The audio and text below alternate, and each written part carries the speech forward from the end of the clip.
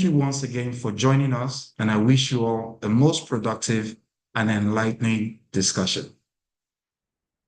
Thank you very much, Mr. Leshonay, for those kind introductions and setting the tone for what should be a very valuable engagement this afternoon. And I see the numbers continue to rise in terms of participants joining us. Again, I want to say a big thank you and welcome to everyone that is joining us for today's program.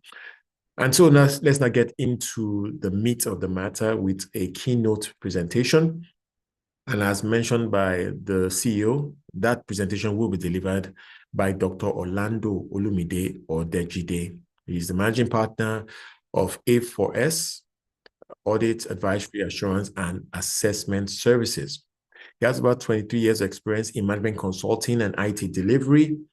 He has helped over 1,000 clients across West and East Africa adopt international standards and best practices. And as an entrepreneur and ISO management systems auditor, he has a unique perspective on how digital strategies can transform industries. So we certainly look forward to his insights today. He also leads Training Heights Limited, which empowers individuals through education, providing free training on business analysis, software development, and information security. We're honored to have him join us today. Dr. Odejide, it's over to you. Thank you very much. Thank you very much for your kind words and for the great introduction. I feel very honored to be amongst in your midst and amongst all the great people that we have in the organization. It's indeed my pleasure to be here. I have a quick presentation that I'll go through, and I'm also hoping at least the people also have some kind of notebook or something around them that allows them to be able to make notes. And even as I'll take some quizzes and ask some questions as we go through this session, I also ensure that I try to be as quick as possible. I can do this for the whole day, but I know nobody plans to be here for the whole day. People have to go back to their day jobs to ensure that they go to make money and do all the great things that they get up to. So I'll try and make sure that I'm quick enough. So also to ensure that we have more than enough time during the panel discussion to be able to then drill down into specific questions and specific concerns that individuals and participants on this call might have. So once again, it's indeed my pleasure to be here, and I'm grateful to the executive management and to everybody that has ensured that a program like this or a webinar like this will happen and happen to time and hopefully to quality, so that when we're all done, we'll feel like this is the best use of our 2 hours, so to speak. So once again, our theme is a big theme. I'm not a securities registrar expert. I know we have a lot of experts around that. I can say, well, I understand data and I understand data management services. I would explore thoughts. I'm not really going to say anything out of this world, anything that people don't know, anything that they have not necessarily heard before. But I'll probably bring a perspective to it, and then you can also go away forming your own conclusions. And most importantly, you can draw up a roadmap for your own organization. Nothing that we're doing here is generic. Every organization has got to go away thinking about their own organization and thinking about what they want to do relative to this broad theme of data management services, how it helps their own business as it is. I had to look into the company profile that was shared with me, and these were some nice pictures. When I saw these, I was very intimidated, but I'll put my best foot forward. So once again, a big thank you to the CEO and every other member of the executives and the board and the senior management of the organization as it is. So the first thing I'm going to do very quickly, everybody, is, and I wish I would ask the CEO this, but I'll just join him to just write his answer down. He doesn't have to pass his answer across to me or pass his answer across to anybody. But I'd like to know, for your own organization, and I know different people are here. We've got maybe almost 300 different people that are on the call from different backgrounds, different organizations. So the first thing I'd like to say to everybody is that, what will you say the top 5 objectives for your own organization? All right. And I'll take a minute to just allow people capture that. Mr. Mobalaji, you should be writing, right? You should be writing your top five. Everybody should be writing. It would just be nice to know. What you say is the top five for your own organization. And as all of us, our organizations are different, our faces are different. I can bet that our objectives are also different. Or sorry, maybe our objectives are the same, because my premise is that our objectives are literally the same, but our prioritization might be different. I think everybody here, irrespective of the organization that you're representing, I think all of us, our objectives are the same. And I don't think anybody's going to drop any of these objectives. I don't think so. I think everybody is going to hold on to these objectives. The 20 of them, they probably apply to every single organization and to every single industry and to every single institution that is represented on this call. Some people, the priorities might be different, as I said. So for some people, the priority might be maybe number two, as some people like to say, but I think number one is very important for every organization. I think number two is also very important. I don't think any organization is trying to go away from managing or reducing its cost. I think everybody needs to ensure that their customers are delighted and they're happy. I think every organization is looking for some kind of competitive advantage.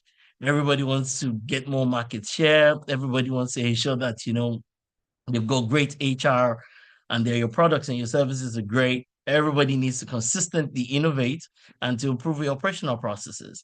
So by and large, these 20, I would say, and I'd like to say that they all apply to each of our organizations. Our priorities might be different. Somebody might say that for us, maybe number 17 should come before all others. For some of the organizations, I've sat down with boards and executives and they'll say, oh, number 15 should come before others. I've also seen organizations that will say, oh, you know what, without number 11, we're just going to close shop or we're going to go. The most important thing is that these 20 objectives, they apply to all our own organizations. And we all need to determine what the priorities are. So if you do your own internal listing, the listing might be different. You might have a list that says that, you know what, instead of this sequence, your sequence might be very different as an organization. But my point is this. It doesn't matter. All of us have the same set of objectives. But it's the person who knows how to use technology the most or the best, so to speak, is the one that will gain a competitive advantage in the marketplace. That's the person that is going to win sustainably in the marketplace. And I've had conversations once again with all sorts of organizations over the last decade around since I developed this a decade ago to say, some people say everything starts from number 7, right? That's what they will say. But my point is, your use and adoption of technology and data management in itself is just a subset of technology use and adoption. Data management is just one portion of technology use and adoption. But you need to start to think about your own organization and start to ask yourself that where exactly does technology come in and how is technology going to help me achieve my objectives as an organization? This is important. This is critical. And if we're not clear with regards to this, we're going to run into trouble as we go along the line. And I'm hoping that different people on this call, that you've all been able to look at this to say, these are my priorities, and this is the sequence in which I want to do them. But the key takeaway for you is you need to define and lay hold on your objectives, and you need to start to think about how technology and data management is going to help you meet those objectives. I can talk about this all day, but I need to move on to something else very quickly. Now, this is another list I have for everybody, right? So you can also look at this, and I like to call it my own risk universe. And once again, the same type of exercise. Can you please identify? Maybe you want to look carefully at this and say, for my own organization, these are my top 5 risks. Right? And I know, of course, in some organization, number 6, number 7, number 8, number 9, number 10, even maybe number 11, are all collapsed into one. It's fine. There's a reason why I put it like this, but this is not the day for that discussion. But it doesn't really matter whether you've collapsed some into one or whether you've separated them. The most important thing I want you to do right now is to say what exactly, or to identify what are the top risks for your own organization. What is critical for your own organization here? Risk is really about an uncertainty that's in the future, and it can be a threat, it can also be an opportunity. So if you really want to nail down what exactly are the concerns, the top concerns, the prioritized concerns in your own organization, what exactly will they be? Once again, the thinking around here should be, how do we use technology and data management to manage to optimally achieve these things? How do we use technology and data management to optimally ensure that these uncertainties, whether they end up being threats or they end up being opportunities, that we are on top of them as an organization? I keep telling everybody, every organization should have some kind of a risk outlook report that needs to be ready by the end of this week for 2025. Risk is something you're thinking about well ahead of time, and it's something you want to be able to address before it actually does materialize. So if you're thinking from that perspective, the question to ask yourself is, which of these risks are critical to my own organization? And it doesn't have to be 5, it might be 10. It might be whatever number of risks that are critical to your own organization. You can also work out your own prioritization. However, the key issue here is, how can technology, how can data management, how can data analytics and artificial intelligence help you stay on top of risks in your own organization? So the first thing we looked at were the objectives. Now we're looking at the risk.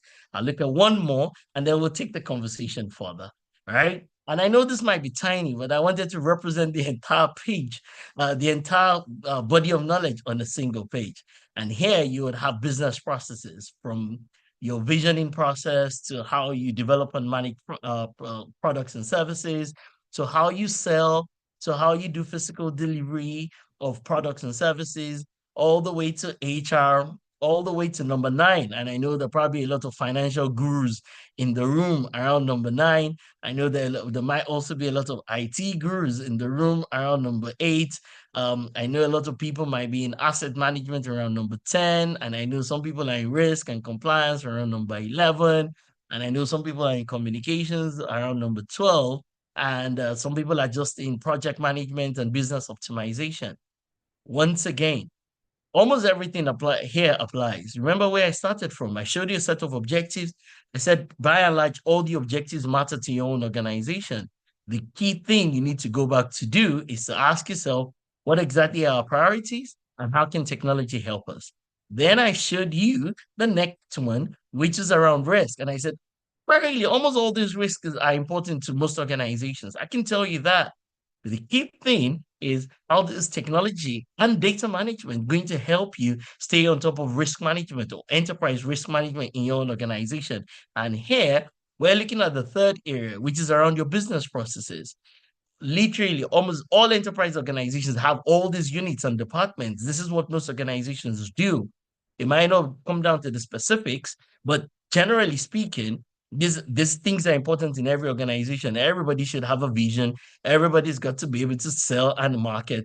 Everybody's got to be able to deliver their products and their services. Everybody's got HR. Everybody's got IT. Everybody's got finance. So the key thing here is that, how is technology going to help you, and data management going to help you with regards to this?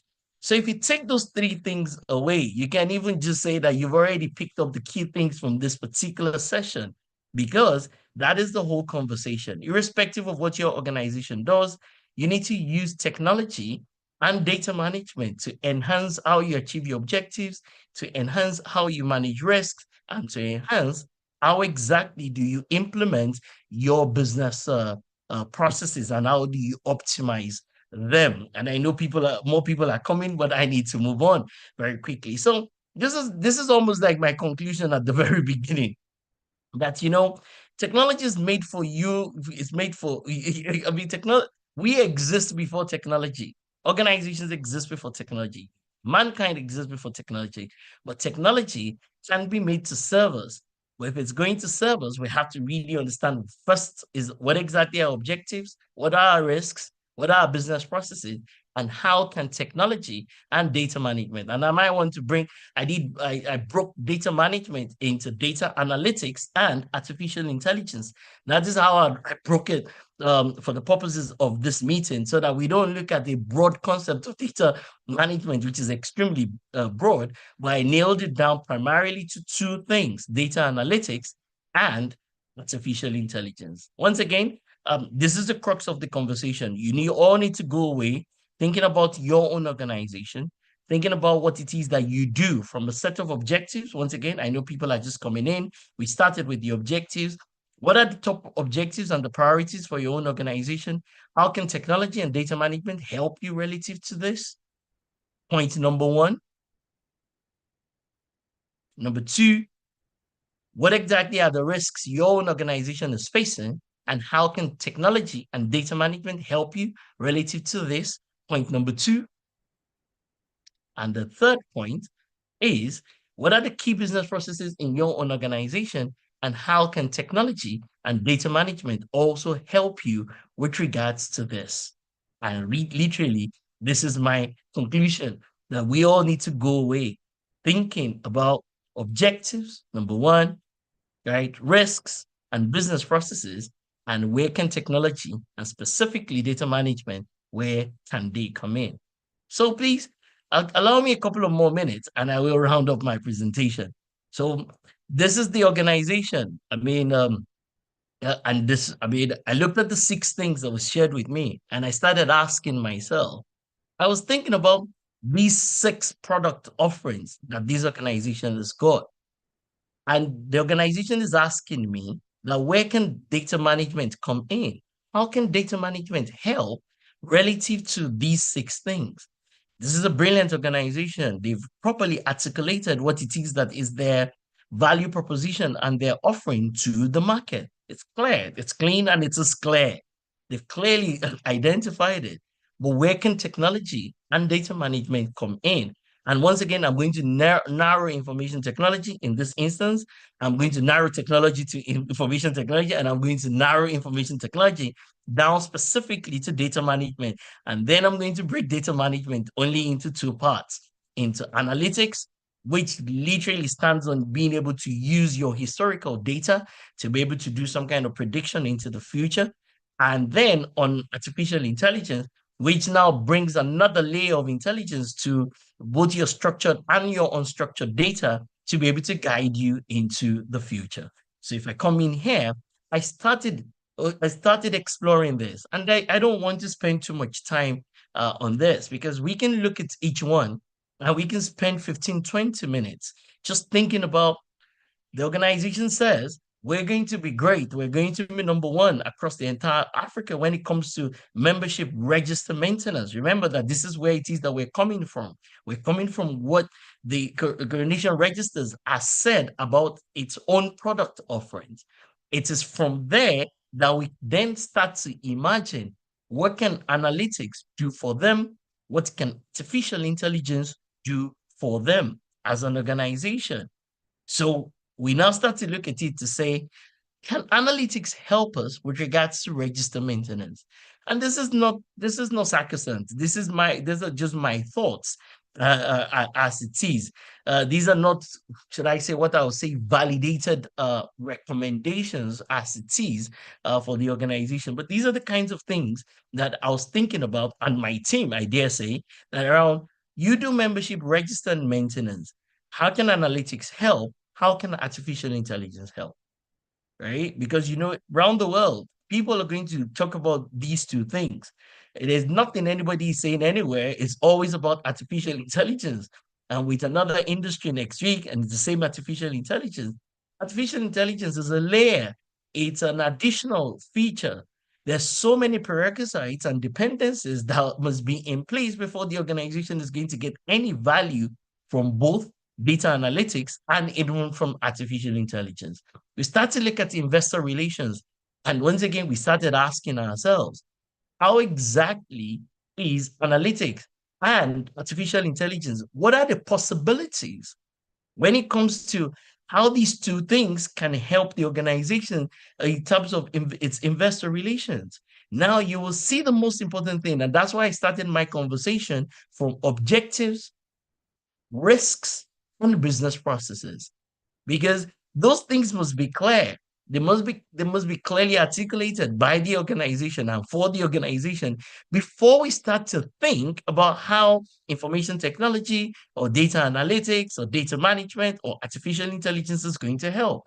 It will be weird for us to put data analytics and artificial intelligence and data management first before we put what it is that the organization does. It is about the objectives and the processes and their products as an organization that then informs and guides us in terms of how we need to apply this. We start looking at registration and certification of shareholders. And how can CRL leverage AI to do what? To share transfer a process by automating the issuance tracking, certification of shares. Can you use advanced algorithms to do one thing or the other? Are you able to do the kinds of classification around share types, around streamlining the conversion process?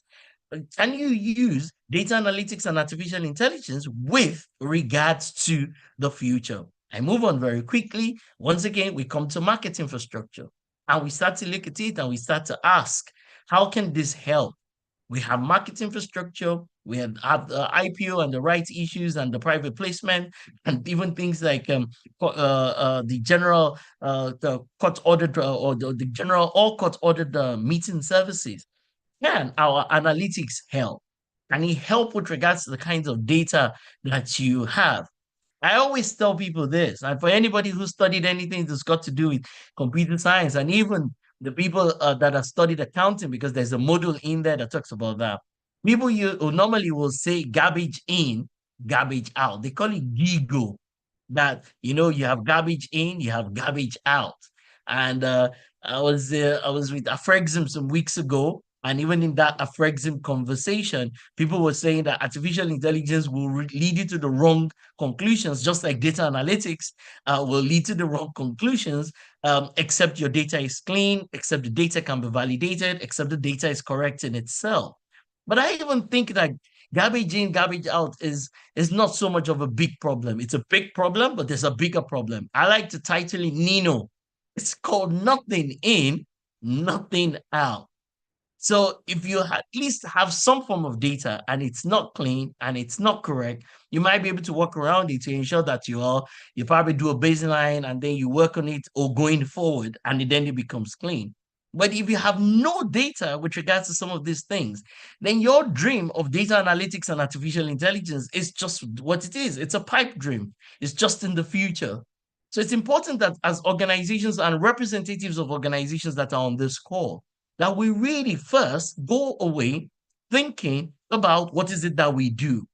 Are we clear on our objectives as an organization? Are we clear on our risks? Are we clear on our business processes? On the basis of that, what data do we have? Because a lot of organizations don't have data around many things. I can tell you a simple story yesterday. Somebody said, oh, we have a CRM, a customer relationship management software. And I said, oh, brilliant. So what do you use it for? Because CRM is meant to do three things for an organization. It's meant to help them with their marketing campaigns. It's meant to help them with their sales. And it's also meant to help them significantly with their customer service.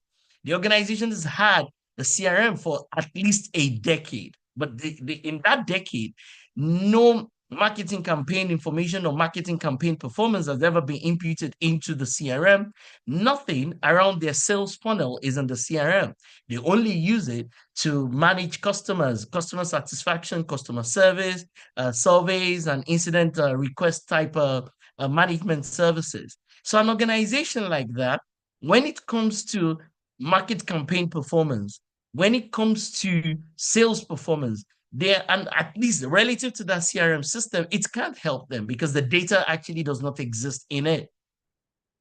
And I can bet you for such an organization, artificial intelligence is going to be very difficult because once again, they've got no models, they've got no data, they can't do anything that is predictive, and it will be difficult to write an algorithm that will help that organization that is specific to them. We're not talking about the general use of ChatGPT or something that is tied to our WhatsApp. We're talking about something that really addresses the objectives of an organization, the risks they're facing, and the business processes that they have. I'll round up in a couple of minutes. Once again, from the company profile, I picked this. And once because I was looking to say things that were very specific, that are very specific to this organization. Like say, okay, we've got these 11 things that we call our value proposition. Well, how can this system help with regards to these 11 things? And data analytics and artificial intelligence help with regards to research? Can it help with regards to statutory meetings, administration? Can it help with regards to investment and insurance? Can it help with regards to real-time access to all sorts of registrar or register information and data in itself? How can these things help an organization? Once again, we're not looking at things from a generic perspective. We're thinking about the things that are very specific to the organization. And this is not validated. This is just my thoughts, my thoughts. So each organization needs to have a model like this that says that these are the things we do, these are the risks we're facing, these are our products, these are our processes, and this is how data management. And data management, as I said, is a broad topic. Let's nail it down specifically for this conversation to analytics that really uses a lot of the data that you have. And then on that analytics, you can train some models, you can build some further models and build some algorithms that allow you to be able to say that this is what we should be doing into the future. And you can get a lot of guidance relative to that. I'll round up in a minute. Once again, we looked at the safety of funds, we looked at compliance, we looked at real-time access to shareholder information. And I might be wrong. Maybe some of the things that I've captured in here, maybe they're not 100% right. As I said, this is unvalidated. I've just picked this for using the things that have been listed in a company in the organizational profile. So this is not from a meeting. This is not from any of those kinds of things. This is just for the purposes of being able to illustrate that indeed analytics can help. Indeed, artificial intelligence can help, but you need to be clear on your objectives. You need to be clear on your risk. You need to be clear on your products and even your internal processes if you're going to get any value out of this. Lastly, I've got so many because I'd already worked on something. I think a lot of these services might be tied to the securities portion of the entire group. And we had already worked on a couple of things around capital raising, share transfer. I think this might be more applicable to the team that works in securities, but it's fine. It's in the presentation and you already have it as an organization. So people can leverage it for whatever guidance it is that they need to do, because this was the first use case that we were looking at. I think we went to the wrong website or something along those lines. So we saw things around e-dividends, e-bonus, e-notifications, e-lodgement. And so we spent quite a bit of time just thinking about how data analytics and artificial intelligence can help relative to these processes or products, whichever naming convention. Lastly, all right, second to the last, there are also back office processes. So all your processes are not client facing. All your products are not client facing. You also have processes that are back office operations, from finance to HR to marketing to sales and to many other departments in the organization, administration and general services, procurement, legal, compliance, and many other departments in the organization. You can get value from these things within the business as it is. This is the last thing I'm going to do. I'll say data is only as good. Well, once again, we've already agreed. Gigo is bad, but Nino is worse. Nothing in, nothing out. But if you ever go past Nino, that means you've started gathering data for different processes and different products to be able to guide you with regards to the past and to be able to predict the future. You also have to understand that there's so many attributes that information must have. You know, we're not talking about just the general conversation of artificial intelligence. We can get that in all sorts of webinars that people do every day. They will talk about the difference between ML and this and that, and those things that they're like a course in the university. That is great. But here we're talking about actionable things that people can go away with to this session. You've got to think about the accuracy of your data. You've got to think about how relevant the data is. You've got to think about how current it is. I mean, there's so many things when it comes to information attributes that you need to take into consideration. And whatever the analytics you're going to get, or whatever you're going to build on the analytics to be able to give you intelligence, is going to be based on the quality of the data that you have. Thank you very much, everyone, for listening to me. I hope I'm not too short or too long or too fast. Thank you very much. Dr. Ejide, thank you so much for that very insightful presentation. You've covered so much ground in there, and hopefully we can unpack it as we go into the panel session. And many thanks again for the effort to put that together. All right, and as I did mention, we would be moving on to the panel session now. But before that, I just want to acknowledge all those who have joined us since he started his presentation. I can see the numbers are well over 500 now. You're all welcome again to this webinar hosted by Coronation Registrars as we unpack the theme, navigating the nexus, maximizing value with securities registrars and data management services. So the presentation obviously had a huge focus on the business of securities registrars. We would be going into that as we move now into the panel session. And as we do that, I just want to quickly introduce our panelists. Our first panelist today is Ms. Olukemi Awodeyin. She is the Managing Director of Chapel Hill Denham Advisory Limited, one of Nigeria's leading investment banks. And with over 2 decades experience in investment banking, she has been very instrumental in executing some of the most significant IPOs, equity raising, and mergers in Nigeria. She has a deep understanding of capital markets and has a proven record in driving complex financial transactions. We have vast experience in both the investment and advisory services area. That really positions her as a key thought leader for this panel. So you're very welcome, Kemi. Thank you for joining us. Thank you very much. We also have joining us today Mrs. Onome Komolafe, who serves as the Divisional Head of Business Services and Client Experience at the Central Securities Clearance System, CSCS. With a background both in banking and securities operations, she oversees depository clearing and settlement services.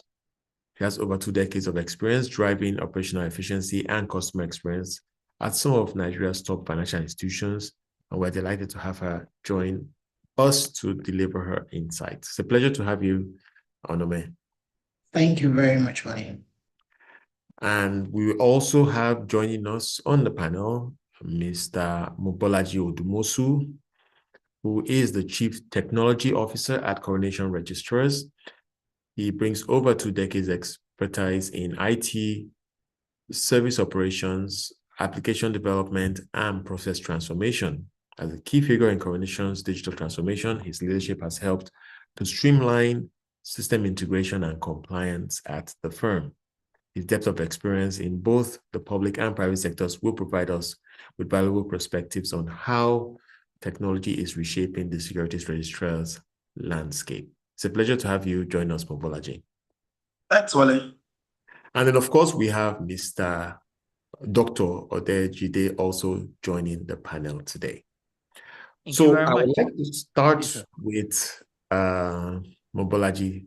Of course, as I mentioned, a big focus on your firm in this presentation. So perhaps a good place to start is if you can share with us what are the critical technology investments that Coronation Registrars has made to enhance its digital capabilities before we begin to unpack the whole subject of data management, AI, and whatnot. Okay, awesome. Thank you. Coronation Registrars over the years has made a number of significant investments to enhance our digital capabilities.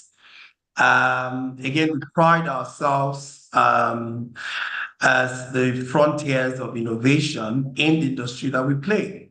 And so with the increase in internet and mobile penetration in Nigeria and across Africa, we have developed a number of digital platforms. Our Shareholder Live, which helps our shareholders manage their portfolio with the different companies that they have shares, which we manage, is one platform that I would want to encourage everyone on this call to onboard and subscribe to. Our Issuer Live platform is another investment that we made, and that is a platform that was designed for our clients specifically to understand, how shareholder behavior, who are their top shareholders, and other kinds of analytics that platform brings. We also have invested on cloud technology, which ensures that data is centrally stored. Our systems can be accessed anywhere in the world 24/7. We've also automated a number of our key business processes, which Dr. Orlando spoke to in his presentation. So yes, we have made these huge investments, and that's because we understand the role technology plays in our business and in the industry that we play in. Thank you. It's great to hear all of that. And clearly you're doing all of this for your clients. So perhaps a good place to pivot to now is to just help us better appreciate how these investments and how they impact the services that you are able to deliver to your clients. Can you begin to help us better appreciate what this is enabling in terms of the experience of your clients now, what they can do? Awesome. So Shareholder Life, as I mentioned, is for our shareholders. It's an online digital platform for our shareholders, and we have both the web and the mobile versions of that application. So you have your stockbroker who has helped you, buy shares, and ultimately that information comes to us as the registrars to keep that information. In the past, where shareholders are blindsided to their portfolio, if you register, you get onboarded on our Shareholder Life, which of course is shareholderlife.coronationregistrars.com. If you Google Shareholder Life, right now you'd find the platform come up. You can onboard it with the email address that was used to register your shareholding. We are currently working on expanding the flexibility of onboarding that platform with your mobile number as well. Currently, it's the email address. We also want it, to include mobile number. You come in there, you see your shares, your dividend history, updates in the industry. Just gives you real-time data, about how you manage your portfolio. We're also working on some features before the end of this year. So we've based on feedback from customer surveys, we have listened to our shareholders on additional features that would give them, increase their customer experience. So features like how do we buy and sell our shares, features like advanced dividend reinvestments are some of the upcoming features that would have on that platform in the coming months. So that's Shareholder Life for our shareholders. Issuer Live is for our customers. So the customers whom which we hold their registers. Okay. Yes, so that's Issuer Live. So that also gives them a view into their top shareholders, who is buying our shares, what's the shareholder behavior, and just gives them, investor analytics around what's going on in the market about their shares. That's what Issuer Live does. And we have onboarded a number of our clients on that platform, and they've really realized the value, and we're also happy that we're getting a huge return on investment for those digital platforms. So that's your that. We have Stockbroker Live as well. So Stockbroker Live, so for requests like you want to dematerialize your shares. In the past, we had a lot of long queue in our office, okay, where people came in to process those kind of transactions. But again, with the advent of technology, we have provided a platform where your stockbrokers can come online from the comfort of their offices or homes and initiate those transactions. And we get them here, we process them in T+3 days. And the transaction gets consummated. So those are, again, I want to talk about a platform that we have for corporate actions. Okay, so we also have a digital platform, we call it Coronation Virtual, that we use to facilitate AGMs. Okay, so in the past where you have to show of hands for resolutions at AGMs, we have that, automated. You can actually even sit in your home and attend, an AGM virtually. And so this is also a platform that, gives the comfort, the convenience, the flexibility, the transparency that our, shareholders and our clients derive from our technology investments.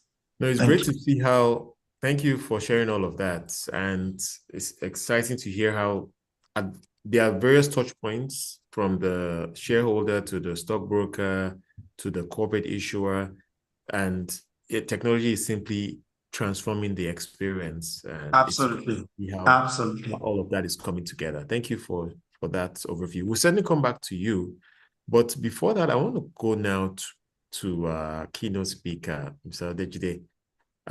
You covered quite a few salient points at a high level during your presentation.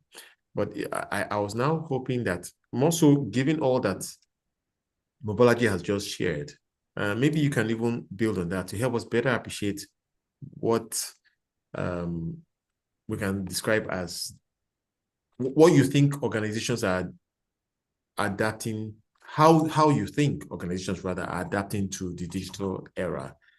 Right. Can you just speak to thank you how thank you that thank you very much adaptation is happening in Thank a you practical way? Because I think quite often what we find is that there's a lot of knowledge, but just like you said, very interestingly, when you were talked about the nothing in, nothing out point, there could be so much capacity that people are not using. So I just wanted to hear your thoughts. All right, thank you very much for that.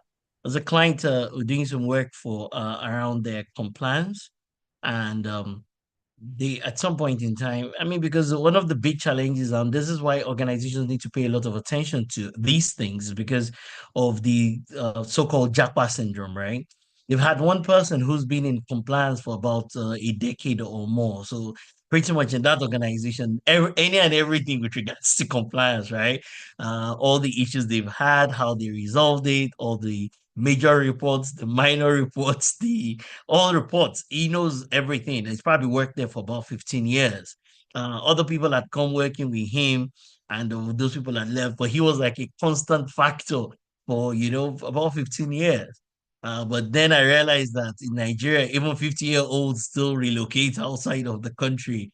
So, so this 50-something-year-old gentleman then packs his bags and says he's leaving. His wife is gone, his kids are there, and he says, "Well, you can still get work outside as a compliance, a really good expert." Then the organization ran into some serious problems. Number one, they had no, should I say, consolidated data around what has happened over 15 years. Even the CEOs are changed in that organization, right? The EDs are changed.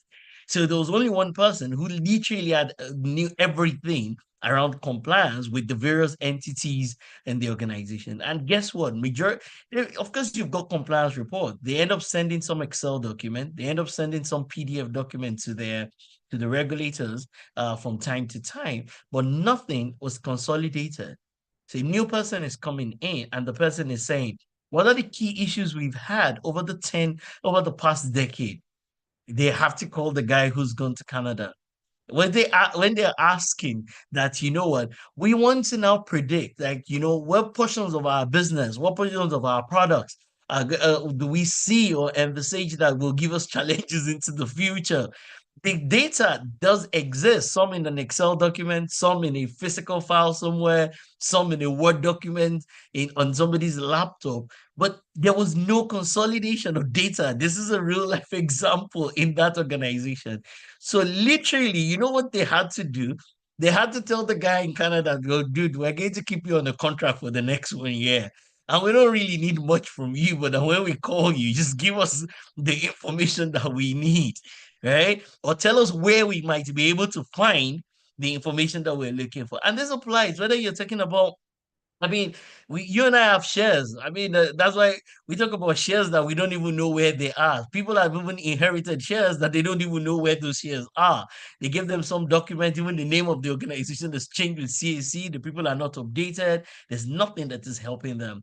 So this data issue that we're talking about, it's for real. Organizations are facing these things. I work on behalf of the CBN in a lot of places, and once the people change, it's almost like in Africa, we vest our controls on human beings, right? Like with the hope that the human beings will be there for an extended period of time, and they can always furnish us with whatever information we need. But we need to do better and move away from people-focused repositories to repositories that are actual real repositories, and they can be queried for insights. They can be layered for predictive, should I say, value and things like that. So yeah, that would be my answer to that. So.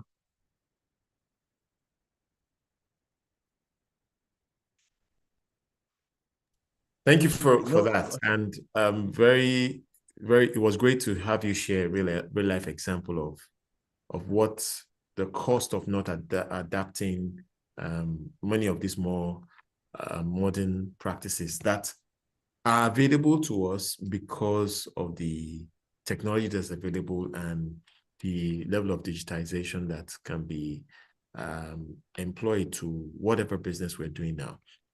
So we'll come back to you in a bit. But I wanted to go now to Onome. Onome, at the CSCS, maybe you can tell us how has digital transformation affected your clearing and settlement operations, and what has been the impact on the market's experience or the user's experience? Okay, so as you're aware, CSCS is responsible for clearing and settlement of all transactions in the Nigerian capital market. And when you speak about digital transformation, I think that's something that CSCS, from an industry perspective, has done a lot of work. I know one of the speakers has spoken around the self-service options that the registrar has done, Coronation Registrar. CSCS has been able in the last few years to make available to the market self-service options around account creation. So you could find that brokers now can, from the comfort of their offices, open accounts for clients. We also have, in terms of clients who choose the direct cash settlement for their transactions, i.e. they would rather that their transaction settle directly into their account instead of the brokers. We also have self-service options for that setup.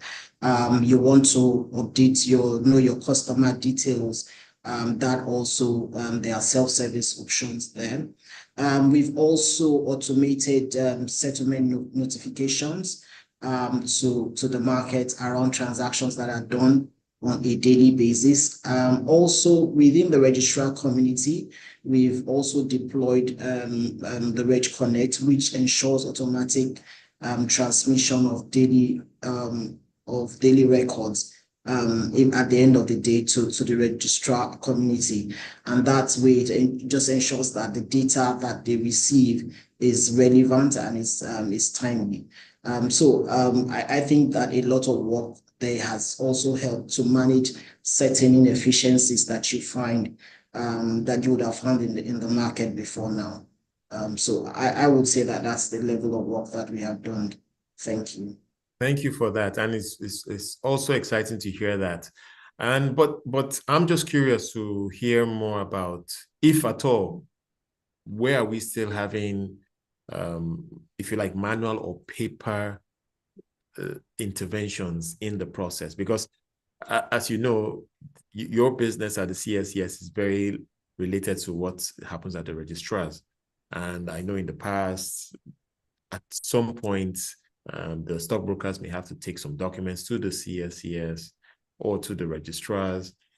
To what extent are we eliminating that? And I just want to hear your thoughts about to what extent there's still some paper trail in the process. Okay, paper trail. I think that CSCS is one of the very few organizations that don't do paper at all, even internally. We are, completely digitized. And so between us and the registrars today, there's actually not so much paper going on. And they can confirm that we've deployed what we call within the market, the Reg Connect. And that is a solution that interfaces with all the registrars in the market. And so whatever documentation that needs to be shared is shared across the Reg Connect portal. What about the stockbrokers?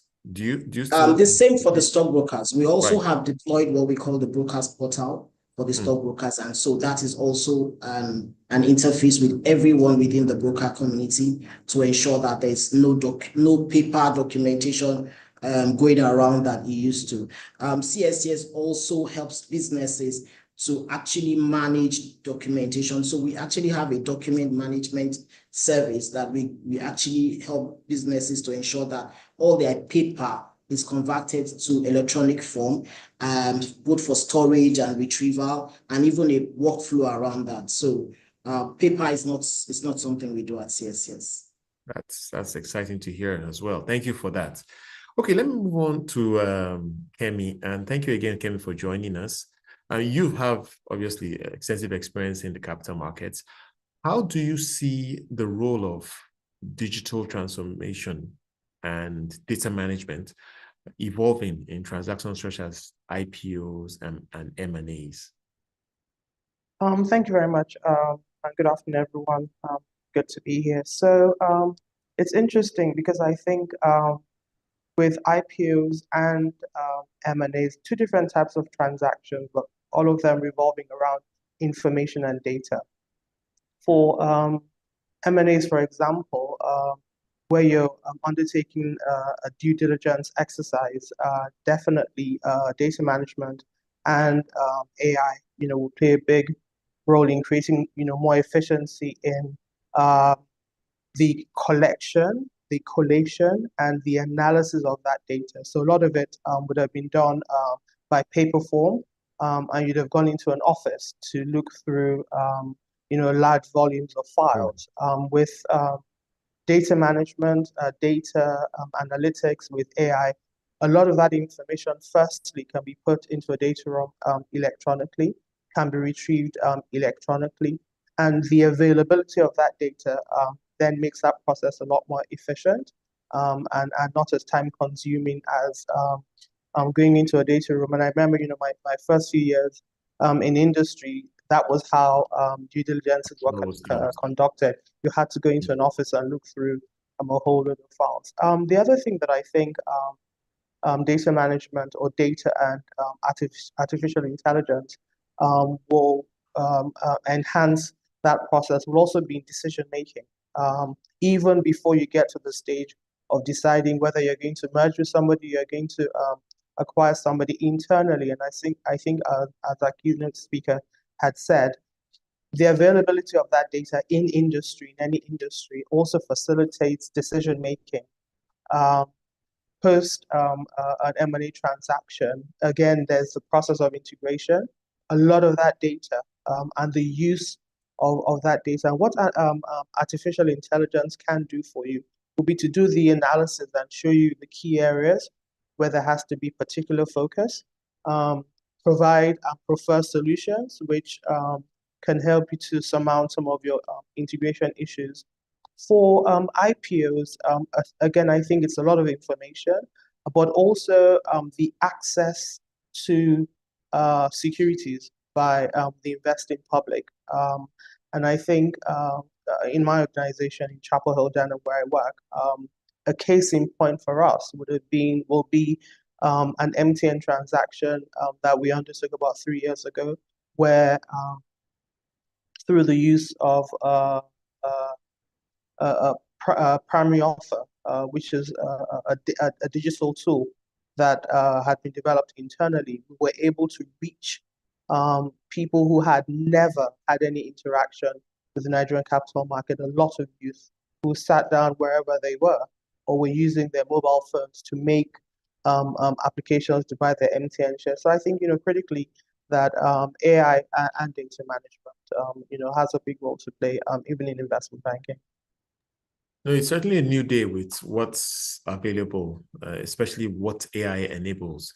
But again, if I can borrow the term of nothing in, nothing out that Dr. Dejide shared earlier, I do get the sense that if many organizations are not organized for this, then they certainly cannot benefit from it. So perhaps my follow-up question to you would be the level of adaptation that you're seeing in corporate Nigeria right now within organizations that would now enable them to take advantage of what data analytics and AI is able to offer in terms of, or should I say enable for their business. What are you seeing there in terms of adaptation? Yes. So in terms of adaptation and adoption, you'd actually be pleasantly surprised that it's top of mind for many organizations that are working in financial services, in the investment banking industry. And when we think about investment banking, right, not just the issuance side of things, there's a securities trading, which Onome has touched on today. There's the asset management. So I think the knowledge and the appreciation of what AI and data can do to your business, is something that a lot of people have taken cognizance of, and so therefore you then find that a lot of organizations are also have adopted data operations where they're either they've developed or are developing software or are using all sorts of data engineering to enhance their business. And over the last couple of months, where we have seen the banks come to the market, given the pronouncement on banking recapitalization by CBN, you'd actually be surprised as to the advancement of the use of data, the use of analytics, and just the reach that a lot of companies have had. I think the caveat for me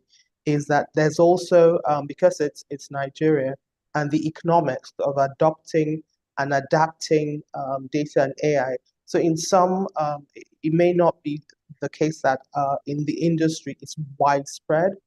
There's a cost to doing this, but I think people also recognize that there's a cost to not jumping on this train and chipping away at the capacity that you can develop through data management and the use of AI in your business. Thank you. And I'm happy you highlighted the point about the cost of not adopting, but I imagine there's also a cost of adopting, and we'll touch that at some point as well. But if I can come back to Mobolaji, very often it's said that the future is now. So perhaps you'll be speaking to some things you are already doing when I ask this question. But what are you most excited about when it comes to optimizing the securities registrar process in terms of bringing in future technologies? What do you think is coming in your view, and what you can potentially offer to your various stakeholders? Okay, awesome. Thank you, Wale. Very recently, we had to refresh our corporate strategy, and of course, our digital strategy being part of that. And so based on the trends we see in technology, a number of technologies will be introduced into our digital platforms, again, to increase customer experience, optimize our processes, and improved transaction processing speed. So two things, for instance, which Dr. Lando has also spoken to. Artificial intelligence is the buzzword now in the technology space, and we have started taking some baby steps as to how we want to mature our digital platforms with artificial intelligence. So we want a case where even whilst we're all sleeping, our shareholders can still engage with us. So we have intelligent systems that will respond to their requests, as though a human being was behind the system. And that's what artificial intelligence will do. With the data analytics, which is another trending technology, it would help give us insights, and even our clients as well, insights into shareholder behavior. They would want to be able to know what are the preferences, what if Mobalaji Tumosu is a shareholder, for instance, across different registers, what are the patterns, where are the areas, the type of shares I would want to invest in based on my, historical record. Our data analytics will also help us take, insightful decisions about what are new revenue streams, what are new markets, untapped markets that, we're yet to explore, both for us and, even for our shareholders as well. So data analytics would give us, those insights that would help us, be in a proper and a better advisory position, to our shareholders and of course to our esteemed clients. So these are two things. Blockchain is another one that helps, with security. Right. Security of records and all that we keep in our custody. So we are exploring all of these technologies. We see the impact they will make in our business, and again, like I said, it's in our next 5 years strategic plan. And what I would like to say on this call is that our shareholders should look out, for Coronation Registrars in the years to come on how we would, continue to exceed, the expectations in the quality of service that we'll deliver to them.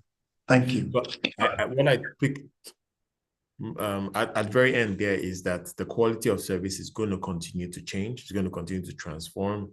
I imagine a lot of efficiencies coming.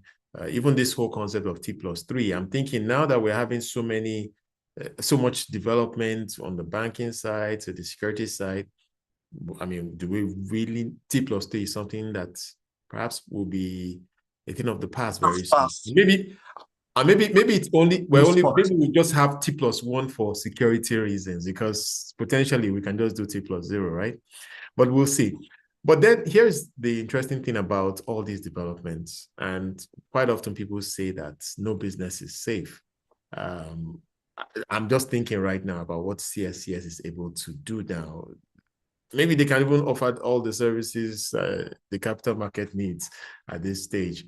I'm wondering. But if I go back to Onome now and just hear your perspective on maybe delving a little further into your experience, how can depository systems leverage data to offer more personalized services to businesses and investors? I just want to hear what the potential of that is in your view. Okay, thank you. And it's a good question, especially drawing from your comments around the settlement cycle being T+3. I think one of the things that we need to consider in the market very quickly and urgently is to shorten the settlement cycle. And data is critical to that. One of the reasons why you have such an elongated settlement cycle of about 4 days, T+3, is because of the way data is transmitted in the market. So if, for example, we had a more synchronized system of data transmission, wherein as trades are being done, the same information is going to the market in terms of the settlement, the amounts that are going, the securities that are going, you could almost settle at T+0. So I think one of the things you would find that data will do for us very quickly in the market, if we get it right and we synchronize appropriately, is that we would, maybe not a T+0, but we would be able to shorten the settlement cycle, definitely, if we're able to synchronize data. Secondly, around the way we work with data is that it will also eliminate errors and certain level of incorrect data that you have in the market. Again, because you have silos of data in different portions from the registrars to the brokers to the CSD, there's some level of gap in terms of how this data is recognized and how we appreciate the data. But if you have a single interface across the market, and you close out on those silos that you currently have today, I think that would also be very important for us. And then thirdly, you would also find out that understanding how data works, and Mrs. Awodeni had spoken to, the MTN transaction, and you analyze that data. That was the first time we're having some level of automation around the process digitization. You could sense that there was certain kind of demography that was interested in the offer. That's something that you can work on from a client experience, product development. So I think it would be wonderful if we could do more around digitization of data. Thank you very much. No doubt, no doubt. Thank you very much. Dr. Ejide, I'm coming back to you now on that issue of the cost of not adopting and the cost of adopting. And just a few days ago, I was having a conversation with someone who made a point about intelligence, that the value of intelligence today is zero because artificial intelligence can equalize everybody. But and I guess that is leading me to that thought is leading me to a point about the cost of adopting and the cost of not adopting. I want you to just speak to that, because I imagine that for some businesses, there will be a challenge associated with digital transformation in general. You're muted. You're muted. Sorry. All right, thank you very much. This just reminds me of like what we will say to what's that thing, Gen Z, right? They say that those are the digital natives, the people that intuitively they can figure out how a phone or an application works without reading the manual or anything like that. The challenge is our old patterns of behavior. So let me give you an example. So of course we've got fintechs, right? We've got PSPs, PTSPs, PSSPs, those organizations. And I work with a lot of them and I see how they approach things. Some of them are not well funded. Some of them are not even funded at all. So from day one, they realize that they need to leverage technology. So while a bigger organization will be looking to pay somebody a huge amount of money to drive customer service and give the person a car, they just automate customer service from day one. Like, instead of a phone number, all you get is a link to a portal, and the portal is intuitive enough. You can put a lot of your questions in there. There's a chatbot that answers a lot of those questions. The ones that can't be answered, they are escalated and then they come back to you. They have one guy that is seated behind that is pretty much driving the entire thing. And this guy is probably somebody who just has a SSC degree, because they've also populated the database that has all the questions and all the possible answers to them on behalf of that organization. So I see that for some organizations, for new organizations, I dare say, right, they don't have legacy. They don't have a backlog of old ways of doing things. They don't have documents that have been kept in a room that you need to go buy an enterprise scanner to start to scan before you can get any form of intelligence from them. So for new organizations, and I dare say for everybody that is trying to adopt one new process or the other, the first thing really that you should be thinking about is that, are we clear on what exactly the objectives and what the process is? And I think I flogged that quite a bit during my conversation. The next thing you're going to be thinking about is not how should we do it for the next 5 years, then we'll bring in technology. That's not the way modern organizations will look at it. Once they have clarity on what the process is, the next thing is to bring the technology that they're going to use. Now, you can't give what it is that you don't have. Artificial intelligence is a set of features. An organization that does not have an application for doing something should not even be thinking about artificial intelligence for that particular thing or data analytics. Most organizations don't have an intranet, for example, something that captures all the activities that everybody is doing, whether while they're within the organization, and all the documents that they have or that they work on. So when people leave, the system stays. It's almost like when they say, soldier come, soldier go, barracks remain the same. Staff come, staff go. One thing we should be able to rely on ordinarily are the systems and the databases that we have. Well, if we don't have those systems and we don't have those databases, we will never be able to get analytics. And if we don't get analytics, it will just be really difficult for us to talk about artificial intelligence. Remember that the world likes buzzwords, right? Everybody will go around talking about artificial intelligence, and that's good. But you really have to understand that there are dependencies and the underlying things that need to be in place. And if those things are not in place, your dream of predictive analytics that will guide you, analytics that will tell you, what the behavioral patterns of your existing customers and shareholders will be. Those things will just be nice on paper. You will never really see them materialize in your own organization. No doubt.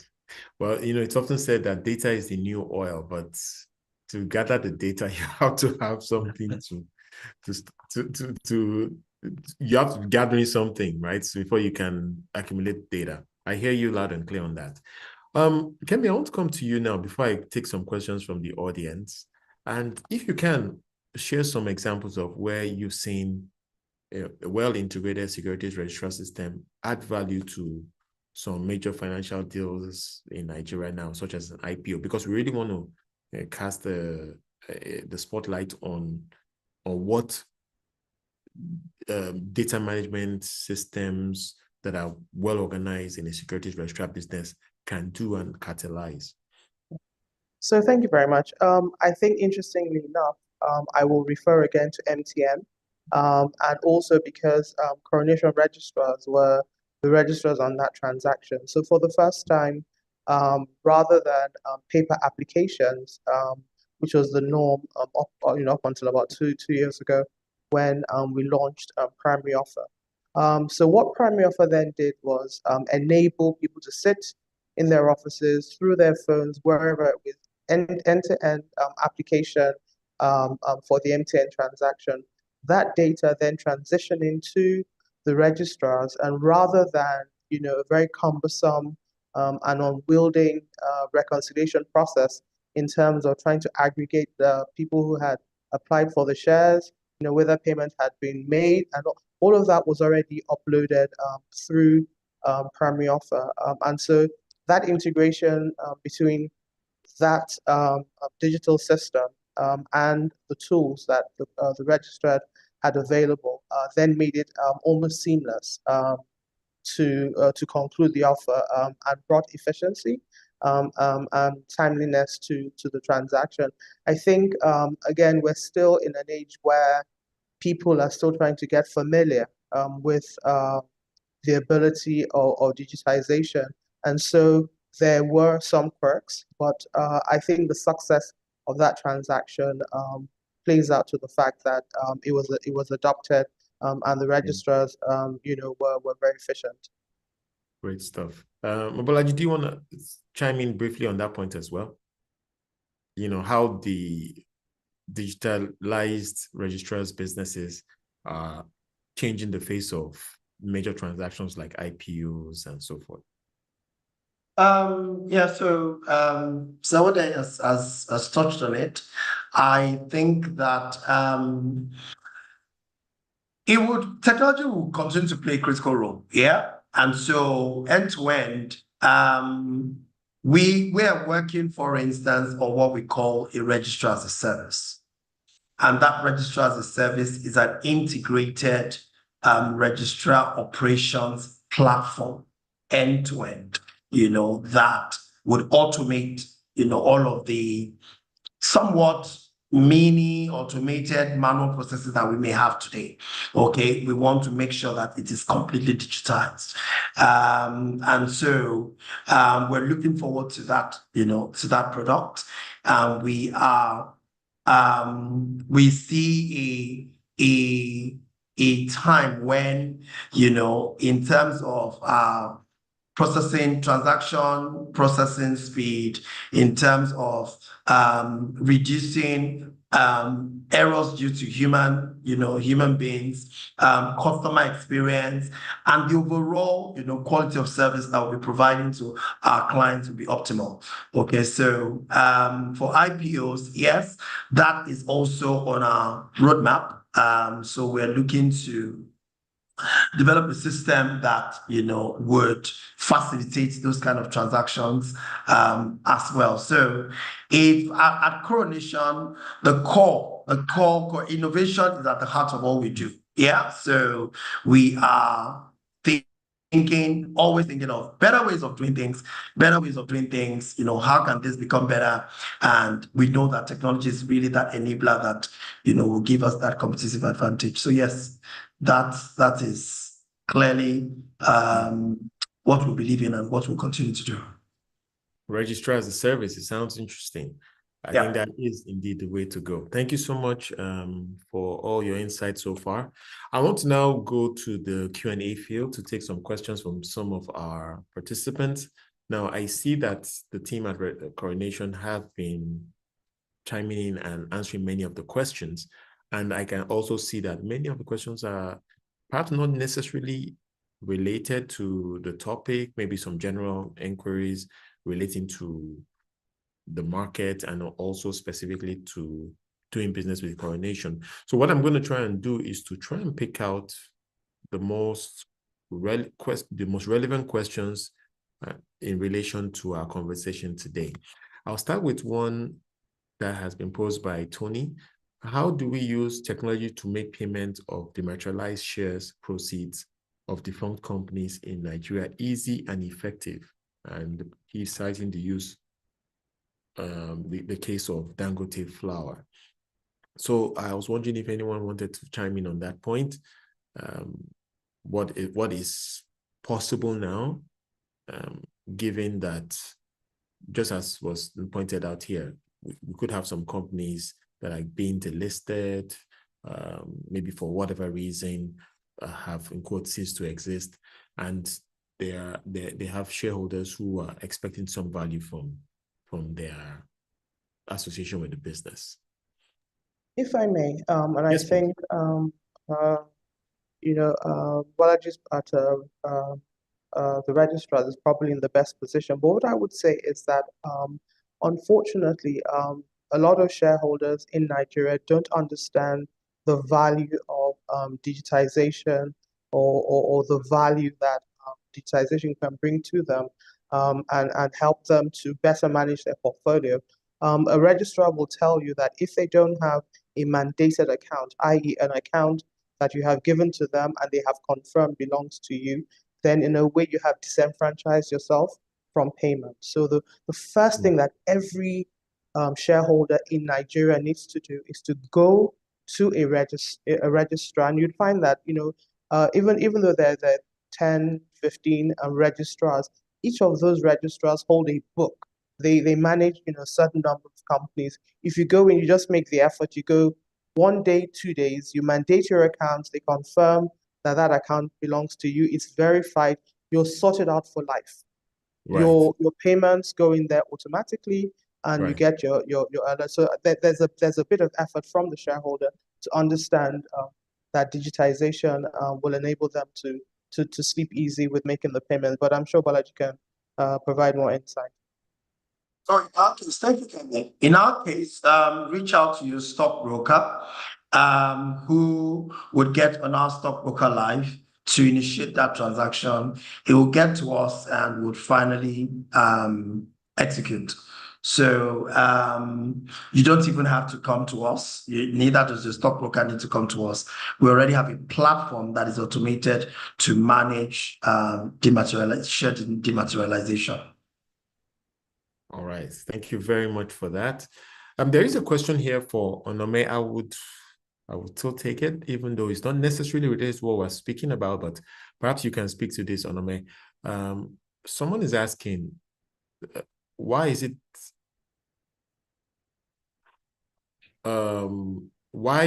do we find on the New York Stock Exchange and NASDAQ that we have extended trading hours after the normal trading hours, and that there's no such extension in Nigeria?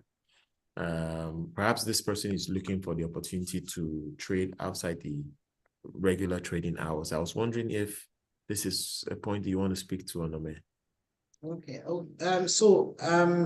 To make those comparisons, I mean, it's fair enough, but the truth of the matter is that we are guided by certain regulations in Nigeria, and currently the regulation has stipulated times for trades on the exchange. Again, I may not be the best position to speak for the exchanges, but I know that the regulation for the exchanges has specific hours that trades can happen. And that's not inclusive of weekends, for example. So yes, I think it will be innovative if it's something that can be done. We're talking about digitization, and it's something that if we could have in 24 hours or extended time, I think it will be good for the market. But I'm not sure that it's something that within today's regulation is possible in the Nigerian market. Thank you. All right. Thank you very much for that. And indeed, regulation is a point that we didn't speak much about up to this point, but clearly regulation enables everything, and we are guided by rules. Okay, there's another question here. Thank you for the session, Coronation Registrar. I'd like to, oh dear. Yes, I'd like to know why, in spite of the massive IT development by both regulators and operators in the capital market, it still takes so much time for approvals of reports and crediting of shareholders' accounts with, say, the proceeds of a public offer. So I think this perhaps speaks to just the transformation of the entire experience. We know, for example, that there are some public offerings that have recently closed. I think many people are expecting that with the level of digitization we have today, they should be able to trade those shares in a matter of weeks. But that perhaps is not the case now. Kemi, maybe you may want to take a stab at this too. So I will start. I'll speak particularly to the transactions that have closed or are closing. Those are all banking related transactions. There's a two-step approval process under Nigerian law and Nigerian regulations. The Central Bank of Nigeria has to do what they call a capital verification. Once a transaction closes, post that capital verification, SEC then has to give approval of the allotment. Before we even get to both of those stages, when a transaction closes, stockbrokers have a period of 2 weeks in which they collate and make returns. So even after you have an offer date that closes, say, on the 3rd of a month, then there's 2 weeks. So you add 14 days to that, that's 17 days, where stockbrokers are aggregating and collating. And even with the digital platforms that have helped immensely with the process. And it's incredible that there were 4 or 5 offers open at the same time. All of them had some sort of digital accessibility, and a lot of people took advantage of that. But you'd also, in the experience that we've had over the last couple of months, there's still people who would insist on a paper application, and those paper applications have to still be captured by the registrars. When all of that is done, the financial advisor, the issuing house, then has to prepare all the documentation that will go to SEC and SEC. So I think, unfortunately, we're not yet in Nigeria at a stage where a transaction, an IPO, a follow-on, a rights issue closes, and then let's say, the offer closes is T, and, T plus 2, T plus 3, people are able to trade their shares. It's still taking a bit longer, but I know that the regulators are committed to streamlining that process time. What that streamline will result in, we don't know, but at the moment, that's what the process is. Thank you very much for clarifying that point. I think you've captured that very, very importantly. But then this also leads me to ask another question, because you did mention that there have been some people, even though all the digital options exist, they tend to still want to move towards the paper form of applying for shares and so forth.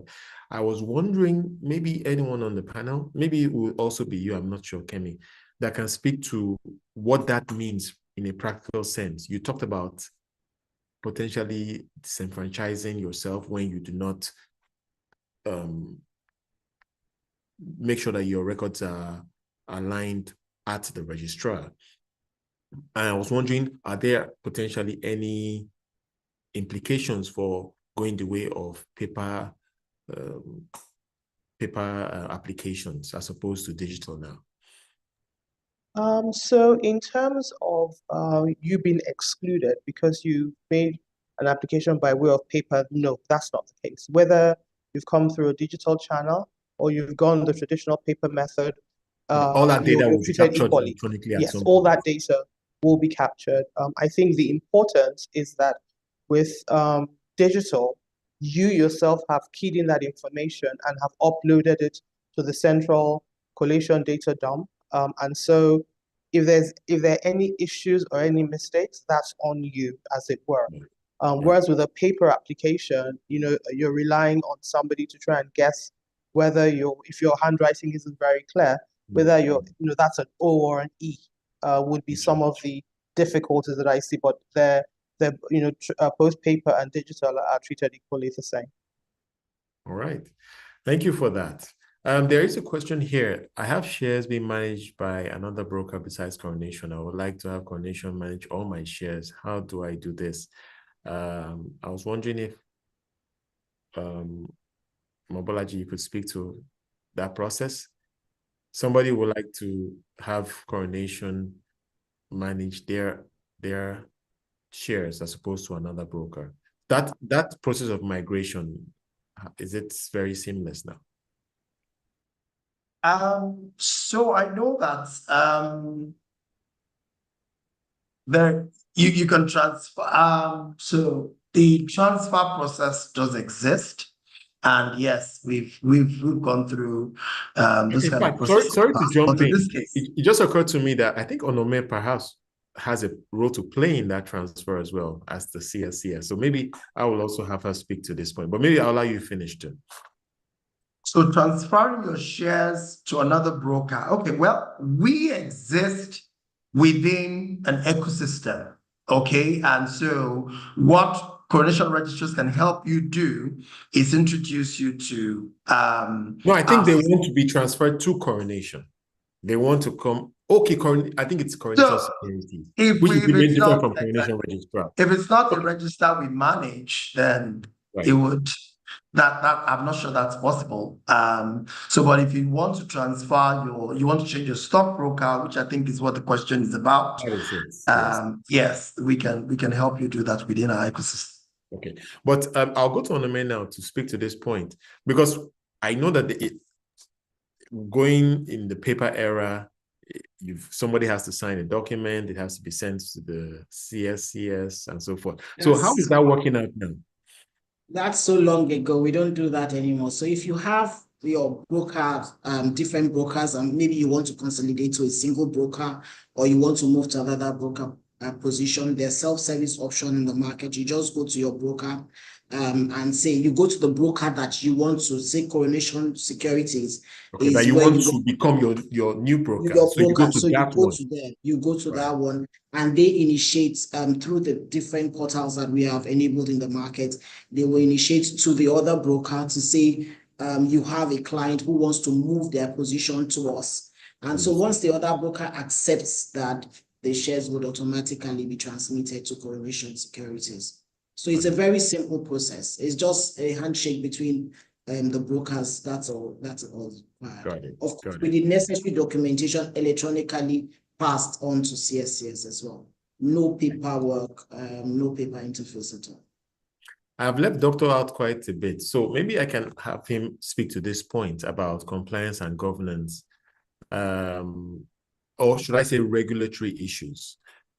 What are the most common regulatory hurdles companies face when they are trying to implement some of these digital solutions? What are your thoughts on that? Thank you. Thank you very much. So we can take it from 2 or 3 perspectives. One is the regulators in each industry has the responsibility to also provide some kind of application, like the CBN will provide a real-time gross settlement system, and those kinds of applications that will enable the entire industry. It's like what NIBS does in the financial services industry could have been done by the regulator ordinarily, even before that entity did come up, or just should I say, a subsidiary of the regulator. So the regulators first, they do have a responsibility to provide applications and to provide systems that will help the entire industry. In Africa, we each of us will build like our own data mine, so to speak. So some of the things that Coronation Registry is doing should really be like some kind of industry type initiative, but because the industry does not have similar type things, each organization literally has to build theirs. So that's one key thing from the regulator perspective. The regulators, it should not be just to check for compliance or just to check for adherence to whatever that they provided to requirements, but to also enable the entire industry. And a part of that enablement will definitely be from the technology platforms perspective. So that is one. Number two is, and I'm dealing with this right now. So the each of the regulators, they have all sorts of things from SEC to CBN with regards to data privacy, right? Privacy of data. And now there is an act that just came out last year with regards to privacy of data. There are portions in that act, right?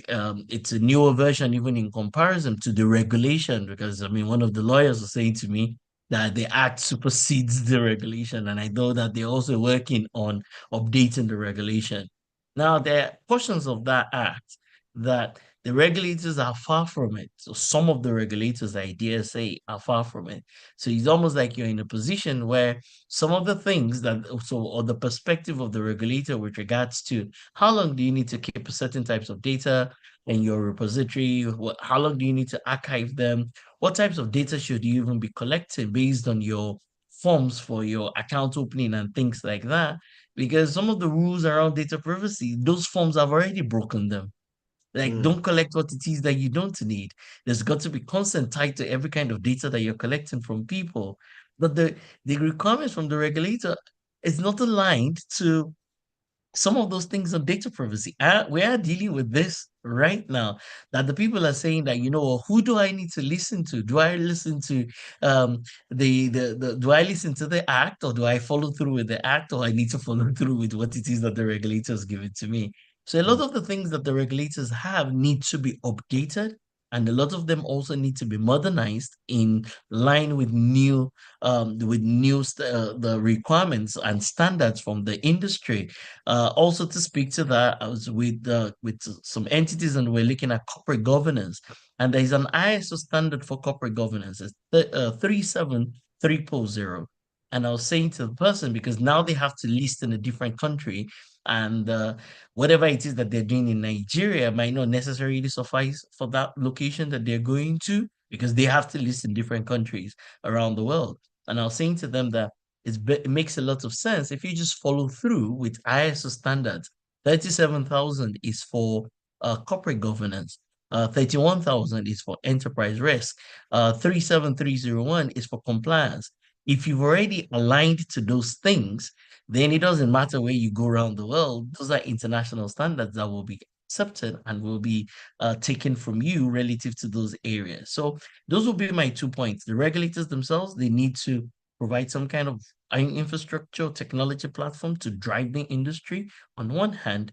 On the other hand, they need to also modernize and update a lot of their requirements and compliance requirements in line with international standards, so that it's almost like you do it once in Nigeria, and more or less it is applicable, at least even not globally, at least across Africa. Thank you very much. Very, very useful point that you're making there. And I do believe that even the regulators will be getting the feedback from this interaction today. The regulators enable everything because you only can play by the rules. Thank you so much for that.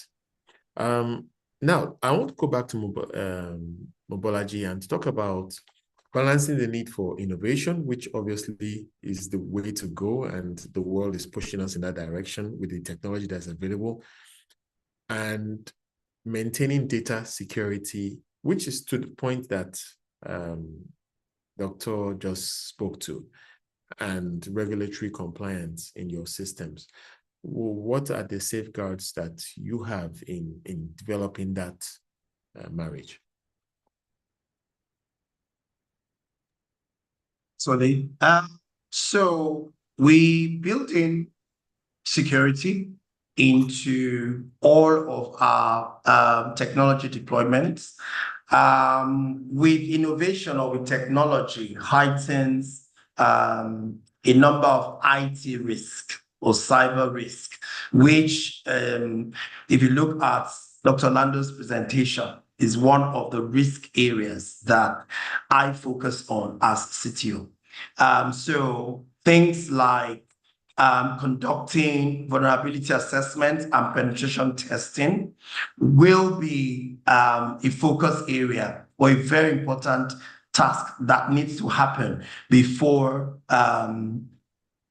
we deploy and we go live with any technology or an innovative idea.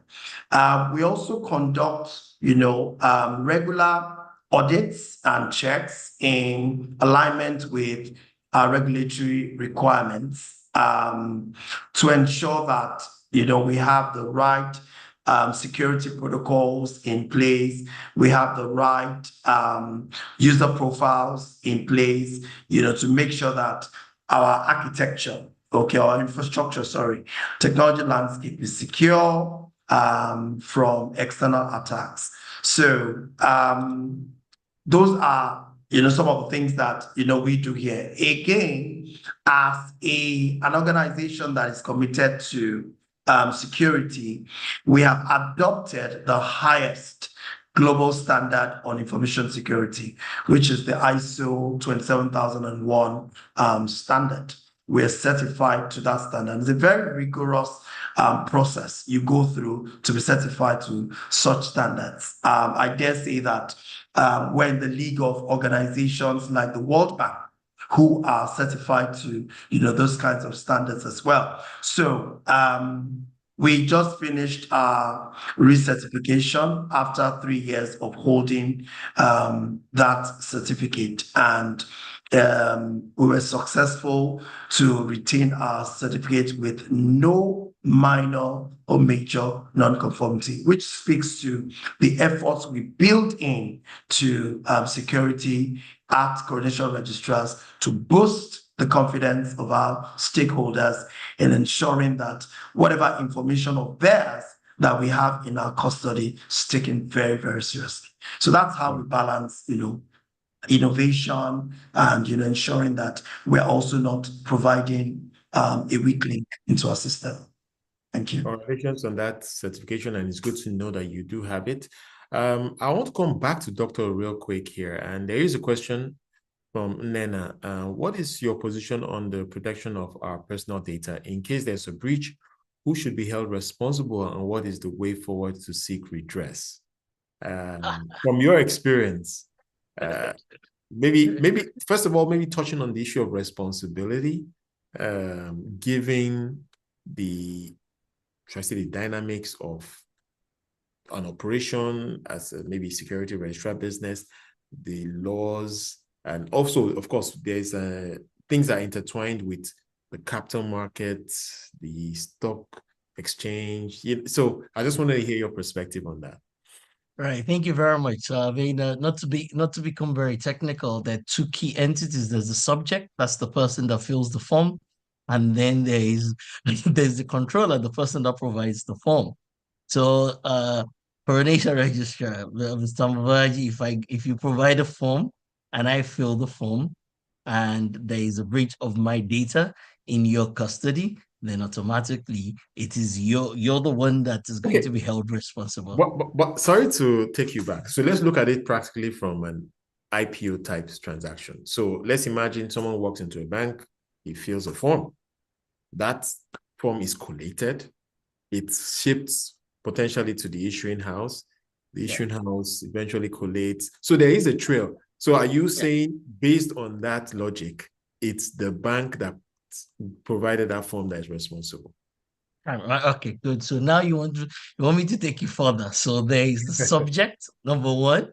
there is the controller, and then there's the processor. Right? It doesn't change between the subject and the controller. The controller is whose name is on that form.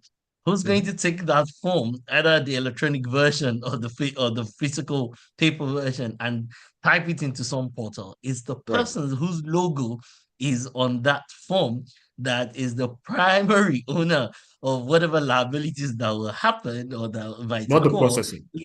Right? Oh no, hold on, right? So okay. primary, I said primary, right? But once you've established that in this case, there is also a processor, then both of them own the joint liabilities with regards to whatever it is. So there's a subject, right? There is a controller, and then there's a processor. So if I follow your example, right? I've walked into a bank, I'm the subject, the bank whose logo is on that phone, it's the controller. Now, when they take that information and then pass it across to somebody else, that person becomes a processor. If my data ends up in on the dark web, or it gets put up somewhere on some website to say, look at his name, look at his address, his phone number, his BVN, and all that, the first person I'm going to sue is the bank that I give my information to, because they're the ones that I have assigned a signed document or contract in a sense with, because they've asked for consent and things like that. Then the bank can in turn then drag their processors into the conversation that says, this liability, we're sharing it, because maybe after investigation we found out that it didn't go wrong with us, it were wrong when it got to your custody, then we will decide that we will share the liabilities. But from my perspective as a subject, I'm going straight to it's the controller that is my concern. This is an interesting point, but it can be a very practical one, given how what word will I use now? How mischievous some people can be in the world today. I mean, some people do these things for fun, right? So the big question now is, how do you best protect someone who, like we use in Nigerian parlance, jejely is trying to do his business, and then somebody else is now coming in to try and steal that data? And I'm just curious to see what's the best way of protection. Is there some kind of disclaimer type protection? I'm just curious. I think that's unlikely, but I just want to hear your thoughts on that. All right, thank you very much. Protect yourself as a manager of data. Oh, I mean, so I think Mr. Mbabalaji did mention that that they've just renewed their certification with regards to one of those international best practices for information security, 27001. That is key, because in doing that, and he's very proud of his recertification over here, right? He's also saying to everybody that he has done everything humanly possible to ensure that the data that I've entrusted into his hands, and it's coming directly from me as a subject or for a controller, that as much as humanly possible, he will keep that data safe and secure. Now, he might not be able to start it again. Is that a defense that you've done your best effort? Oh, I mean, so it might not be able to guarantee 100%. And that's why you'll have things like cybersecurity insurance. You'll have things like privacy insurance, business continuity, because he might not be able to say, well, I've done my best, but nevertheless, I can still sue him if something happens to my data within his custody. And I think this just speaks to the entire audience that, there's a lot beyond just being certified and having policies and procedures for these things. And I mean, this is the work that I do. And I tell people that, are you really comfortable, and do you have the evidence that all your policies and procedures have been adequately executed? Because it's easy to own a policy, it's easy to own a procedure. But when you really think about the evidence that those things are actually working in the organization, now that is a different ball game. So he's done the minimum that the Coronation Registrars should do. They've gotten certified. They've gotten an internal audit done. They've gotten an external audit done. It doesn't wipe away the possibility of some kind of privacy or cybersecurity type attack, or the possibility that he might still lose some data via Coronation Live or one of those kinds of platforms as it is. It will never be reduced to zero. I mean, Citibank and all the other global organizations don't have it reduced to zero. But if it's as close to zero as it should be, That should be the thing that you're pursuing, because you would always have threats. You would always have all those the actors that are looking to just, it could be for fun, it could be for financial gain, that are just looking to exploit your system. And once again, this privacy conversation comes into big conversation, because privacy is a big global deal. And there is if your name shows up in the newspaper that the data has been compromised, not only from a security or confidentiality perspective, but also from a privacy perspective, you're still going to have huge reputational damage, and you're still going to have a lot of penalties that you're going to pay to the regulator.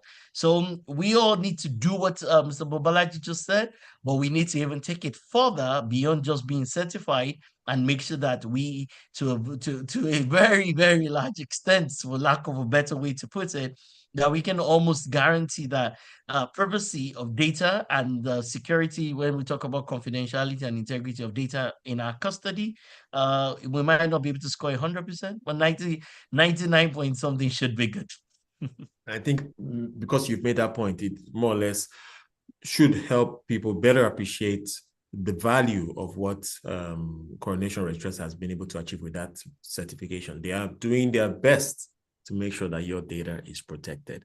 I think on that note, I will have to end it here. I do see that we have quite a number of questions still unanswered, and I did mention earlier that a lot of them seem to be very transactional. I want to encourage the team at Coronation to continue to try, as I see they have been doing, to answer many of the questions.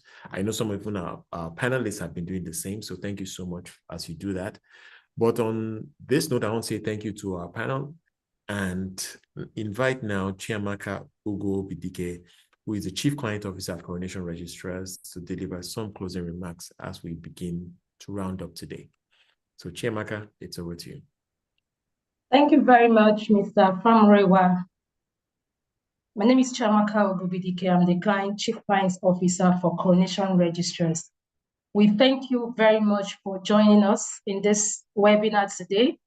And as we round up this session, we'd like to extend our heartfelt gratitude to our esteemed speakers, Dr. Orlando Odejide. Thank you so much for your expertise and for your insights. We can't forget what you said about technology is to serve mankind and not the other way around. We continue to leverage technology to improve our services to our stakeholders. A big thank you to Mrs. Komolafe Onome. Thank you so much for your expertise and what you do at CSCS. CSCS is a strategic partner to Coronation Registrars, and we are always ready to work with you to ensure that we continue to grow the capital market in Nigeria. A very big thank you to Madam Kemi Awode, the MD of Chapel Hill Denham Investment Advisors Limited. Thank you so much for your expertise. Thank you for the contribution that you have made to this session today. Very, very important. And to our Chief Client Technology Officer, Mobolaji Odumosu, thank you so much for bringing to bear all that we are doing at Coronation Registrars to improve, to leverage technology, to improve service delivery to our esteemed customers. And to our very innovative moderator, Mr. Wole Famrewa, thank you so much for moderating the session. You all have made it easy for us to understand this topic today. You have truly navigated us through the nexus of securities data, securities registrars, and data management services. And to all our clients, we are committed to ensuring to deliver the best of service to you in all the business segments, the B2B and the B2C. And to all the attendees today, thank you so much for taking your time. We see your questions. You have made this session a very interactive one, and we believe it has been worth your while. And to the team at Coronation Registrars, thank you so much for taking the time to answer those questions as they are pouring in. Thank you for putting this webinar together. We couldn't have done this without you. Thank you so much. And from all of us at Coronation Registrars, We say we're going to do this again. We look forward to next time when we come together to discuss other topics that will add value to our lives as individuals and to our businesses and to our nation in general. As we round up today, we say stay informed, stay ahead, and let us continue to navigate the nexus together. Thank you. Yeah. Chiamaka, thank you very much for those closing comments. I would like to say thank you again to everyone for joining us. Thank you to our panelists, and thank you very especially to Coronation Registrars for facilitating all of this. And on that note, I'd like to say enjoy the rest of your day, and we look forward to having you at the next event. Thank you very much for having us. Thank you. Thank you very much. Yes. Thank you, everyone. Thank you very much.